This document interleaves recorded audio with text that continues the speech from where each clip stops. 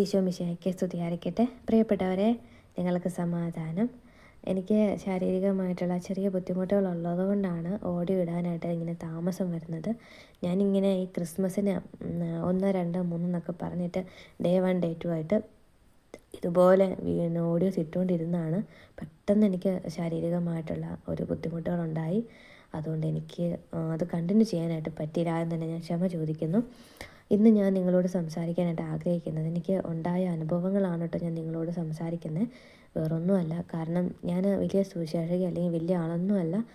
ദൈവത്തിൻ്റെ കൃപയാൽ ഒരു തരത്തിൽ പറഞ്ഞു കഴിഞ്ഞാൽ യാതൊരു തരത്തിലുള്ള കഴിവുകളും ഇല്ലാത്ത ഒരാളാണ്. അപ്പം ദൈവം എന്നെ ഇതിനു വേണ്ടി തിരഞ്ഞെടുത്തതിന് ഒരുപാട് അഭിമാനിക്കുന്ന ഒരു വ്യക്തിയാണ് ഞാൻ. അപ്പോൾ എൻ്റെ പ്രിയപ്പെട്ടവരെ, എൻ്റെ ജീവിതത്തിൽ ഉള്ള ഒരനുഭവങ്ങൾ നിങ്ങൾക്കും വലിയൊരു മാറ്റങ്ങൾ ഉണ്ടാക്കട്ടെ എന്ന് ഞാൻ പ്രാർത്ഥിക്കുന്നു. Praise the Lord. പ്രിയപ്പെട്ടവരെ, അതായത് എൻ്റെ ലൈഫിൽ ഞാൻ പ്രാർത്ഥിക്കാനായിട്ട് എനിക്ക് പറ്റാത്ത സമയങ്ങൾ, എല്ലാവരും പറയാറുണ്ട് ഒരു ദിവസം ജപമാല മുടക്കരുത്, അതുപോലെ തന്നെ എന്താ പറയുക, പ്രാർത്ഥിക്കാതെ ഒരു ദിവസം ഇരിക്കരുത് എന്നൊക്കെ പറയാറുണ്ട്. ഞാൻ ചോദിക്കട്ടെ, നമ്മുടെ ജീവിതത്തിൽ നമുക്ക് പ്രാർത്ഥിക്കാനായിട്ട് ജപമാല ചൊല്ലാനോ അല്ലെങ്കിൽ മറ്റു കാര്യങ്ങളൊക്കെ മറ്റുള്ള ഈ ആത്മീയ കാര്യങ്ങളൊക്കെ പങ്കെടുക്കാനായിട്ട് പറ്റാത്ത സാഹചര്യങ്ങൾ എന്നാണെങ്കിലും ഉണ്ടാകും. ചിലപ്പോൾ അത് മിക്ക ദിവസങ്ങളിലും ഉണ്ടാകുന്നൊരു കാര്യമാണ്. നമ്മളത് മനഃപൂർവ്വം ചെയ്യുന്നതായിരിക്കണം എന്നില്ല. അപ്പോൾ അങ്ങനെ ഈ ചിലപ്പോൾ ടെൻഷൻ കൊണ്ടുണ്ടാവാം, ചിലപ്പോൾ വളരെയധികം സാമ്പത്തിക ബുദ്ധിമുട്ടുകളോ മറ്റ് മാനസിക ബുദ്ധിമുട്ടുകളോ മറ്റുള്ളവരുടെ പരിഹാസമോ ഒക്കെ കേട്ടിട്ട് നമുക്ക് ആകെ മനസ്സിന് വേദന, ഒറ്റപ്പെടലൊക്കെ ആകുമ്പോൾ ഭയങ്കര വേദനയും ബുദ്ധിമുട്ടൊക്കെ കടന്നു പോകുന്ന ദൈവമക്കളെ, നിങ്ങൾക്കുണ്ടാവാം ഒരുപക്ഷെ ഇങ്ങനത്തെ വിഷമങ്ങളൊക്കെ ഉണ്ടാകുമ്പോൾ പ്രാർത്ഥിക്കാനൊന്നും പറ്റിയെന്ന് വരത്തില്ല. അതിന് ഞാൻ പറയുന്നു, 100% ഉറപ്പ് തരികയാണ് എൻ്റെ പ്രിയപ്പെട്ടവരെ, അതിലൊന്നും ദൈവമോ പരിശുദ്ധ അമ്മയോ പരാതി പറയുന്നില്ല. ഹല്ലേലൂയ. ഒരിക്കലും പരാതി പറയുന്നില്ല. പക്ഷേ നമ്മൾ പ്രാർത്ഥനയിൽ പരമാവധി ശ്രദ്ധിക്കുകയും വേണം. എന്നാൽ ഞാൻ നിങ്ങളോട് പറയാൻ ആഗ്രഹിക്കുന്നു, നിങ്ങൾക്ക് ജപമാല ചൊല്ലാനായിട്ട് പറ്റുന്നില്ലെങ്കിൽ, നിങ്ങൾക്ക് പ്രാർത്ഥിക്കാനൊന്നും പറ്റുന്നില്ലെങ്കിൽ നിങ്ങളൊരു കാര്യം ചെയ്തു നോക്കുക. ഞാൻ എപ്പോഴും പറയാറുണ്ട്, ദൈവസന്നിധിയിൽ നമ്മൾ ദൈവവുമായിട്ട് കമ്മ്യൂണിക്കേറ്റ് ചെയ്യുക. ഇത് ഞാൻ വീണ്ടും പറയാൻ കാര്യം എന്താണെന്നറിയാമോ? ദൈവം നമ്മളോട് സംസാരിക്കുന്നത് കേൾക്കണമെങ്കിൽ തീർച്ചയായിട്ടും നമുക്ക് ആദ്യം വേണ്ടത് ഹൃദയവിശുദ്ധിയാണ്. ഈ ഹൃദയവിശുദ്ധി എന്ന് പറയുന്നത്, ഞാനൊരു എക്സാമ്പിൾ പറയാം. അതായത് പ്രാർത്ഥിക്കുന്ന ഒരു വ്യക്തി ജപമാല ചൊല്ലും, വിശുദ്ധ കുർബാന സ്വീകരിക്കുന്നുണ്ട്, ഉപവാസം എടുക്കുന്നുണ്ട്, ധ്യാനങ്ങളിൽ പങ്കെടുക്കുന്നു, കൃത്യമായിട്ട് പള്ളിയിൽ പോകുന്നു, പക്കയായിട്ട് ആത്മീയ കാര്യങ്ങളൊക്കെ ചെയ്യുന്ന ഒരാൾ. പക്ഷേ ഇദ്ദേഹം കുമ്പസാരിക്കുന്നില്ല. ഞാൻ ചോദിക്കട്ടെ, ഈ വ്യക്തിക്ക് ഹൃദയവിശുദ്ധി ഉണ്ടോ ഇല്ലയോ? തീർച്ചയായിട്ടും നമുക്ക് ഉറപ്പിക്കാം, ഈ വ്യക്തിക്ക് ഹൃദയവിശുദ്ധിയില്ല. കാരണം ആ വ്യക്തിയുടെ പ്രാർത്ഥന ദൈവം സ്വീകരിക്കില്ല. കാരണം എന്താണെന്നറിയാമോ? അവരുടെ ഹൃദയത്തിൽ ഈ പറഞ്ഞ പോലെ എല്ലാം കുമിഞ്ഞുകൂടി കിടക്കുന്ന മാലിന്യ കൂമ്പാരമായിട്ട് കിടക്കുക. എന്നിട്ട് ഈ ഉള്ളിൽ നിന്നും ഇങ്ങനെ മാലിന്യത്തിൽ നിന്നും വരുന്ന പ്രാർത്ഥന ദൈവം സ്വീകരിക്കുമെന്ന് നിങ്ങൾക്ക് തോന്നുന്നുണ്ടോ? ഒരിക്കലുമില്ല. അതുകൊണ്ട് ഇങ്ങനെ പ്രാർത്ഥിക്കുന്ന ദൈവമക്കളോട് എനിക്ക് പറയാനുള്ളത്, നിങ്ങൾ പ്രാർത്ഥിക്കരുത്. അത് വെറും വേസ്റ്റായിട്ടുള്ള പ്രാർത്ഥനയാണ് കേട്ടോ. അപ്പം അതുകൊണ്ട് അങ്ങനെയുള്ള ദൈവമക്കളോട് ഞാൻ പറയാൻ ആഗ്രഹിക്കുകയാണ്, നിങ്ങൾക്ക് പരിശുദ്ധാത്മാവിനെ കിട്ടാനും നിങ്ങൾക്ക് പ്രാർത്ഥിക്കാനായിട്ട് സാധിക്കാനും നിങ്ങൾക്ക് ഹൃദയവിശുദ്ധി ഉണ്ടാവാനുമായിട്ട് നിങ്ങൾ ഒറ്റ കാര്യം ചെയ്താൽ മതി. നമുക്കറിയാം, വേദപുസ്തകത്തിൽ കർത്താവ് നമ്മളോട് പറയുന്നൊരു കാര്യമുണ്ട്, നിങ്ങൾ കഥകടച്ച രഹസ്യത്തിൽ ദൈവത്തോട് സംസാരിക്കാനാണ് പറഞ്ഞേക്കുന്നത്, പ്രാർത്ഥിക്കാനാണ് പറഞ്ഞേക്കുന്നത് അല്ലേ? രഹസ്യത്തിൽ. അപ്പോൾ നിങ്ങൾ രഹസ്യങ്ങൾ അറിയുന്ന നിങ്ങളുടെ പിതാവ് നിങ്ങൾക്ക് തക്ക സമയത്ത് അതിനുള്ള പ്രതിഫലം നൽകും. Praise the Lord. ഹല്ലേലൂയ. അപ്പോൾ നമ്മൾ എന്ത് ചെയ്യണം?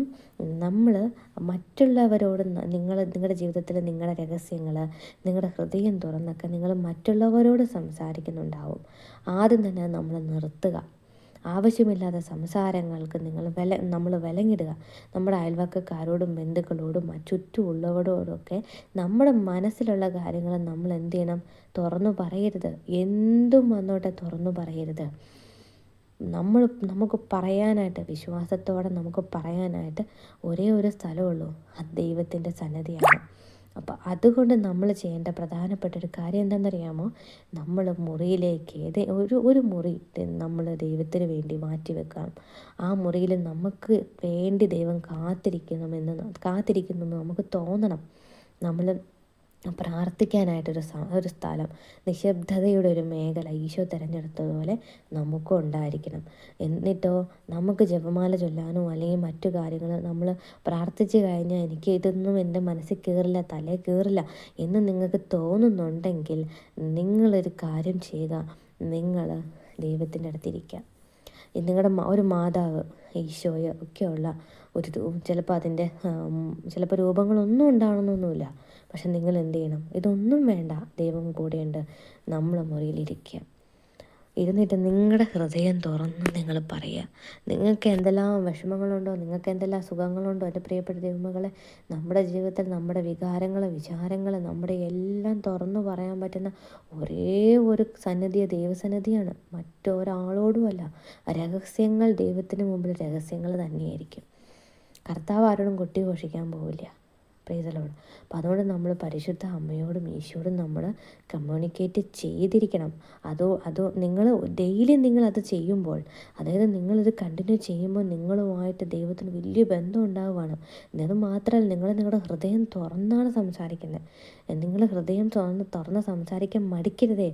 അങ്ങനെ ചെയ്യരുത്. അങ്ങനെ ചെയ്യുമ്പോൾ നമ്മുടെ ഉള്ളിലിരിക്കുന്ന ഈ കുമിഞ്ഞുകൂടിയിരിക്കുന്ന ഭാരങ്ങൾ നമ്മളെ പുറകോട്ട് വലിക്കുക ചെയ്യുന്നത്. അപ്പം നമ്മളെല്ലാം പറയണം, ദിവസവും പറയണം, ഡെയിലി നടക്കുന്ന കാര്യങ്ങൾ പറയണം. ഒരു മൈന്യൂട്ടായിട്ടുള്ള കാര്യം പോലും നമ്മുടെ ജീവിതത്തിൽ ഉണ്ടാവരുത്. എല്ലാം പറയണം.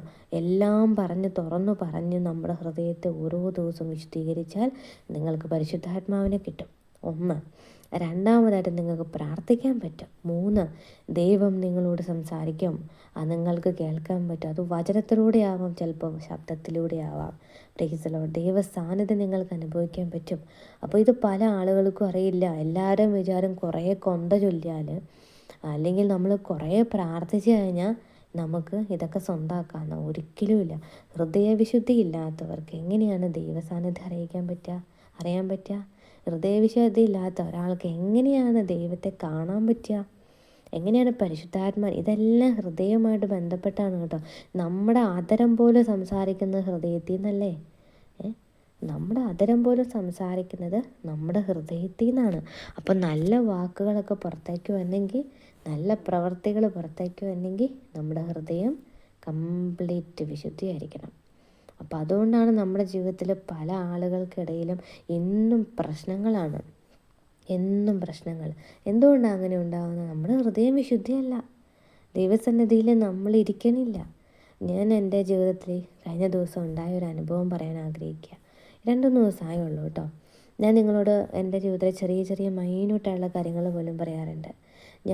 എനിക്ക് തോന്നുന്നു എൻ്റെ ജീവിതത്തിൽ എനിക്ക് പ്രാർത്ഥിക്കാനായിട്ട് പലപ്പോഴും പറ്റാറില്ലാത്ത ഒരാളാണ് ഞാൻ. പക്ഷെ അപ്പോഴൊക്കെ ഞാൻ പരിശുദ്ധ അമ്മയോടും ഈശോയോടും മിണ്ടാതിരിക്കത്തില്ല, എന്ന് സംസാരിക്കുക. കാരണം ഒരു ദിവസം പോലും എൻ്റെ ഹൃദയ വിശുദ്ധിയാക്കാത്ത ഒരു ദിവസം പോലും ഇല്ല. എല്ലാ കാര്യങ്ങളും പറയുമ്പോൾ എനിക്ക് കാണാൻ പറ്റും പരിശുദ്ധ അമ്മ, മാതാവ് എന്നെ നോക്കി ചിലപ്പോൾ ചിരിച്ചെന്നിരിക്കും. ചില ചിലപ്പോൾ ഈശോ സംസാരിക്കും. അപ്പം ഞാൻ ഒരു ഒരു പ്രതിസന്ധി എനിക്ക് മുന്നിലേക്ക് വന്നു, എൻ്റെ കുടുംബത്തിൻ്റെ മുന്നിലേക്ക് വരികയാണ്. ഒരു സാമ്പത്തിക പ്രശ്നമാണ്. ഒരു ബാങ്കുമായിട്ട് ബന്ധപ്പെട്ട് 1,00,000 രൂപയോളം ബാങ്കിൽ അടയ്ക്കണം. അപ്പോൾ അതിനായിട്ട് സാമ്പത്തികപരമായിട്ടുള്ള ബുദ്ധിമുട്ടുണ്ടായിരുന്നു. അപ്പോൾ ബാങ്കുകാരെ വിളിച്ചിട്ട് പറഞ്ഞു കേസ് പോകുമെന്ന് പറഞ്ഞു. ഇതൊന്നും കേട്ട് കഴിഞ്ഞാൽ എൻ്റെ പൊന്നു മക്കളെ, നമ്മളെപ്പോലുള്ള അല്ലെങ്കിൽ ദൈവത്തിൽ വിശ്വസിക്കുന്നവർക്ക് ഒരിക്കലും പേടിയില്ല എന്നുള്ളതാണ്. അപ്പോൾ ഇത് കേട്ടപ്പോൾ എൻ്റെ അമ്മ എന്നെ വിളിച്ചിത് പറയുകയാണ്. ആ സമയത്ത് ഞാൻ ഇത്രേ പറഞ്ഞുള്ളൂ, അതൊന്നും മൈൻഡ് ചെയ്യാതെ നമ്മൾ ടെൻഷൻ അടുപ്പിക്കുന്ന കാര്യങ്ങൾ നമ്മൾ മനസ്സിൽ വെക്കണ്ട.